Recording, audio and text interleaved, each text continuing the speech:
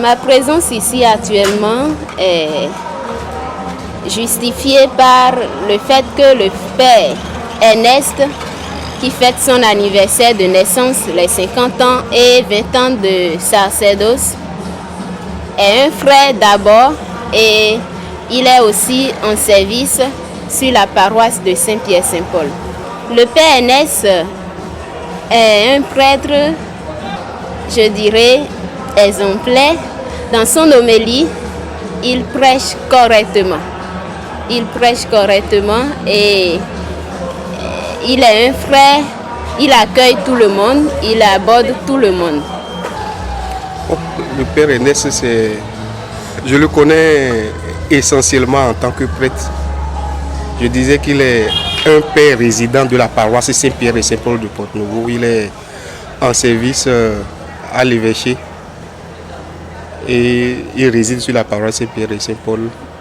Il y a des offices religieux de dimanche qu'il officie sur notre paroisse et c'est dans ce cadre-là que je l'ai connu, quelqu'un d'assez sympathique, très sympathique et très humble.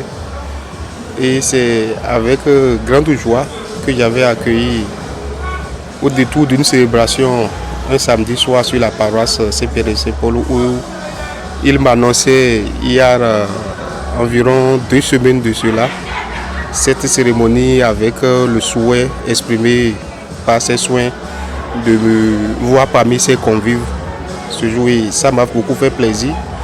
Et je me suis dit, au regard de la gentillesse dont il fait preuve, de la sympathie dont il fait preuve, de la sollicitude également dont il fait sur la paroisse là, je ne devais rappeler pour rendre au monde cette invitation et le Seigneur me donne raison d'avoir pris sur moi le temps de venir parce que c'était une belle célébration du point de vue liturgique, plein d'enseignements.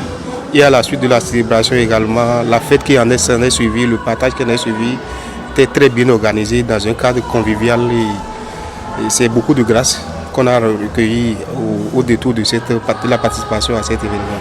Vous pouvez imaginer toute ma fierté, ma joie, parce que mon jeune frère, l'abbé Ernest, est une fierté familiale. Il est une fierté pour sa profession et il est une fierté pour la vie tout court. Moi, je suis heureux de participer à cet événement parce que j'ai eu le privilège de le suivre durant tout son cursus scolaire, universitaire, son cursus au séminaire et aussi dans sa vie professionnelle depuis.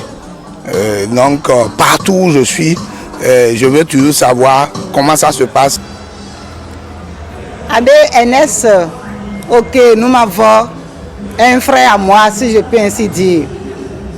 Car dès le début, au séminaire, nous l'avons vu et nous avons cheminé ensemble. Il a une grande sœur qu'on appelle sœur Anne Padonou. Et nous étions restés ensemble jusqu'à ce qu'il soit ordonné prêtre. Nous remercions le Seigneur pour ses merveilles dans sa vie. Notre leitmotiv, c'est d'aller le plus loin possible. Le plus loin possible. Et il est sur le chemin. Tant qu'il reste à faire, rien n'est encore fait. Il est prêtre depuis 20 ans, docteur en théologie et il reste. Et je sais que le parcours doit continuer parce que nous n'avons pas l'habitude de nous arrêter en si bon chemin. Je demanderai à Dieu de le combler, lui accorder la santé dans la mission qu'il a accomplie et rendre encore plus fructueux son ministère et l'aider à faire le mieux, à faire de plus ce qu'il a fait. Que le Seigneur continue de poursuivre dans sa vie ce qu'il a si bien commencé. Pour le parcours qui a été le sien,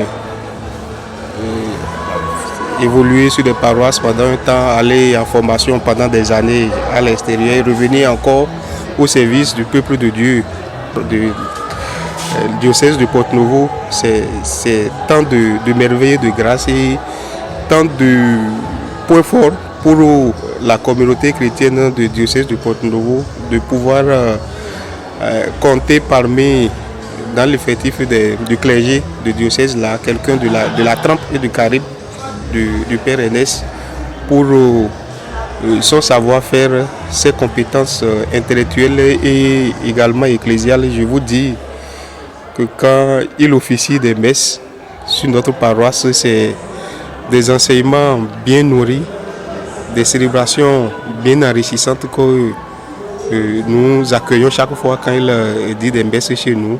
Et je ne peux que souhaiter que le Seigneur lui donne la grâce de continuer sur ce chantier-là et de le bénir davantage, de lui donner la santé, d'être toujours au service de son peuple, d'être toujours au service du Christ pour l'affermissement de la foi des chrétiens et pour le bien de tout le monde.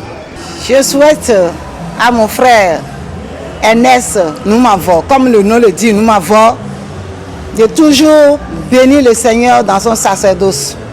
C'est un prêtre que j'apprécie très bien pour sa simplicité et son franc-parler. Voilà, et puis quand il célèbre l'Eucharistie, tu vois qu'il le célèbre de tout son cœur, alors que le Seigneur achève en lui ce qu'il a commencé.